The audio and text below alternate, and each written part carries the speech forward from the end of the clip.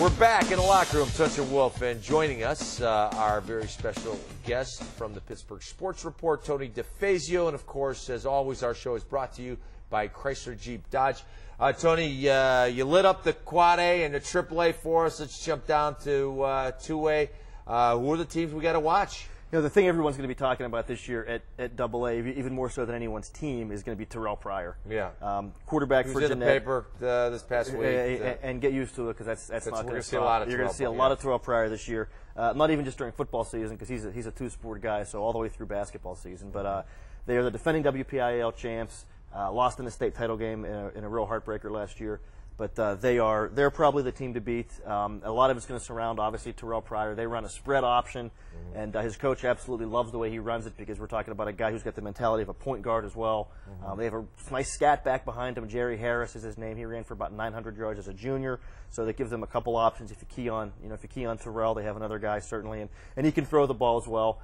They return their leading tackler on defense. So, is it a one-man team? You can get away with that a little bit at Double A, but they do have a little bit more than Terrelle Pryor, and I think that's what's going to make them so dangerous. We had a great running back at Indiana State from Jeannette, Zach Washington. There you go. Yeah, so a lot of great players come out of that high school. A lot of great athletes from Jeannette, no question. And this is a guy who the town is it's pretty neat, because the town really has embraced Terrelle Pryor, and he seems to be a very good kid, got a good head on his shoulders.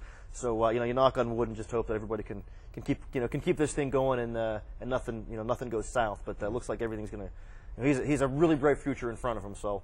Isn't that the home of the greatest running back of all? Dick Hoke. Dick Hoke. There we go. Yeah. Absolutely. There you go. And Dick Hoke's a guy who, again, is also, understands what's going on with Terrelle, understands the pressures and so forth, and has sort of befriended him as well, as you guys would probably expect Dick to do. Hoke is a great guy. Great guy. Who else in Double A? One of their great rivals has always been Greensburg Central Catholic, right. And they lost a lot last year. They lost 2 guys to Syracuse last year, 1 guy to Penn State. I'm not surprised. I wore the orange. I can't believe you didn't even comment on you know what? I lacked that. I don't know what happened. My mojo just wasn't there. Where was your orange? What's that? Where's your orange?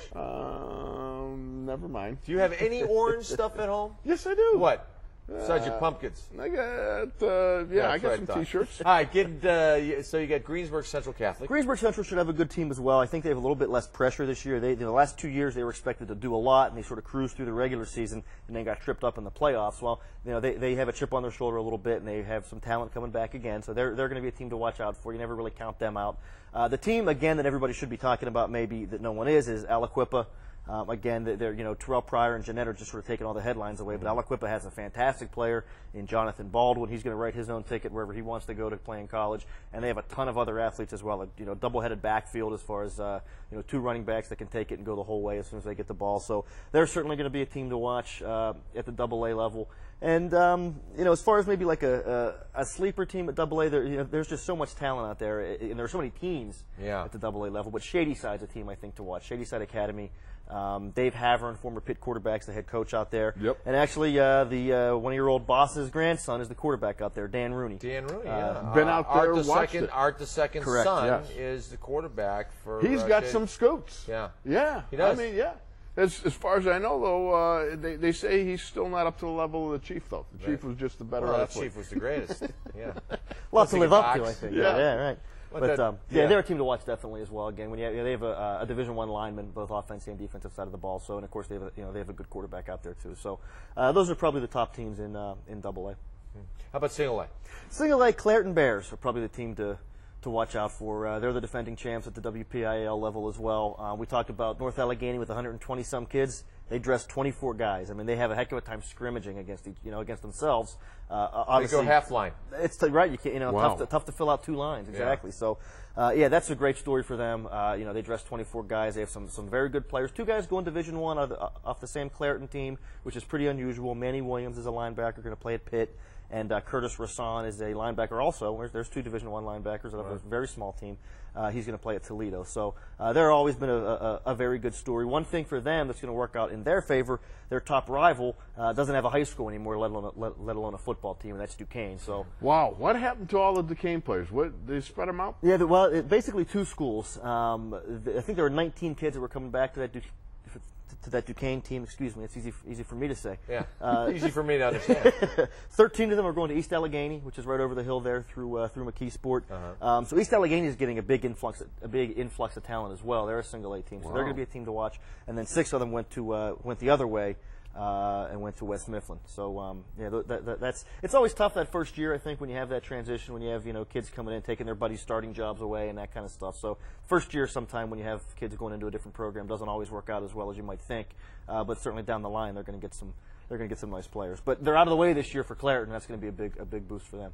Tony, what stud athletes out there who have not committed yet are you kind of checking out to see where they end up? Talked about Jonathan Baldwin from Aliquippa. He's really got 3 schools on his final 3. He'll probably wait for the year to go through before he makes his decision. His dad played at Pitt. Pitt is on his list. Southern Cal is the other one, and Michigan's the 3rd. Oh, wow. Yeah, so he can Southern Cal. He can write his own ticket. I don't see him going that far away. Yeah. I think he wants to stay close to home, but we'll see. Southern Cal you can play at Pitt. And he can come in and play at Pitt, exactly. You go to Southern Cal, and you could get shelved deep onto the bench. So that's exactly what Dave wants. That's telling him, I'm sure. You'll never get on a field out there. You'll be on the beach. That's sand. Hey, that's tough to recruit against, huh? Yeah, it's very tough to recruit think about against. it. No doubt about it. Yeah. Hey, when I remember growing up, the first thing, as a young pup, watching Southern Cal, you watch them Trojans, those cheerleaders. I thought the cheerleaders were just magnificent. Right. They're back in the day, of course. Sure. I'm referring to. Right. No, I understand. You don't have to. No one thought you were talking about now. No, not now. But back in the day. I understood that.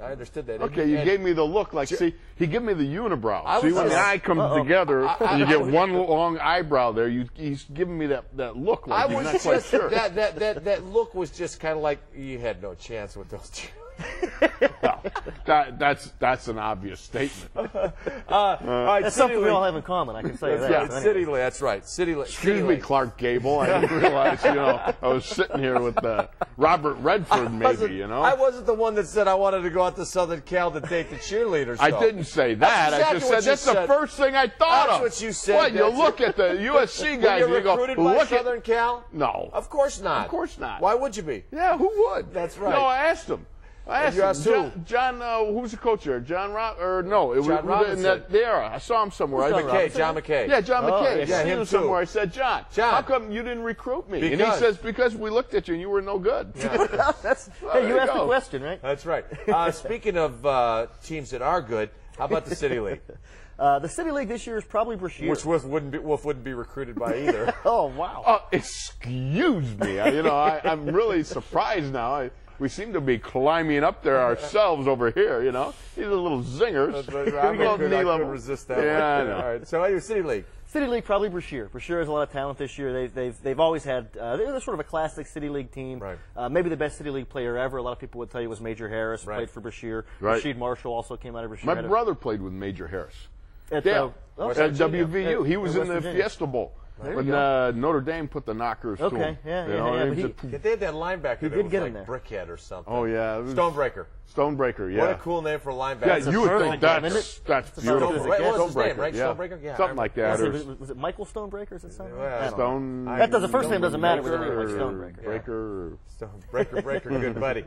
So Brashear. Brashear's got 4 Division I caliber guys. One of them is already, we talked about West Virginia, one of them is already committed there, Jermaine Robinson. Guys, this kid's 6'1", about $160. So he has a frame to put some serious weight on. His coach, Ron Wadden, told me, he'll play linebacker. And I said, him? The 6'1", 160. 160-pound kid. He said, he'll probably redshirt as a freshman. Get him on one of those Craig Wolfley Division I training table diets. Right. Buffet, baby. If you can sleep on your stomach, you haven't done your job. That's right. The Wolfley's philosophy. That is something I've learned by being on this show. No question. Yeah. I will take Words that home. to grow by. Literally. You know what? We were just in Charlotte, and Wolf had a 48-ounce steak at 48-ounce steak at the Morton's in Charlotte. Right. I'll tell you what, that thing said that's the biggest hunk of meat I've seen in a long time. He devours that thing. Then he works 15 minutes on the bone. He hits the bone so hard that he sucks the marrow out of it. They threw it to a dog in the alley. The dog looked at it and said, "What do you want me to do with that thing?" That's my partner. I believe it. I don't have to work at it. I mean, people were coming up from other tables. You know, and Wolf had the golf shirt on, and he's like, you know, it's like he's wearing half the steak. Yeah, you got to get a little muddy. You know, you got to get down to the porterhouse. Are you going to be serious about it? Yeah. He walked out, and people were applauding. Greatness can't be coached, right, Chaluch? That's right. That's right. There you go. Something to see. Tony, thank you so much. As always, Greatly stuff. appreciate it. Always a pleasure, guys. You can read Tony's stuff on the Go Pittsburgh Orange, Sports baby. Report, and don't hold it against him that he's a Syracuse fan. I would have worn the Sycamore colors. I just didn't know what. Ow!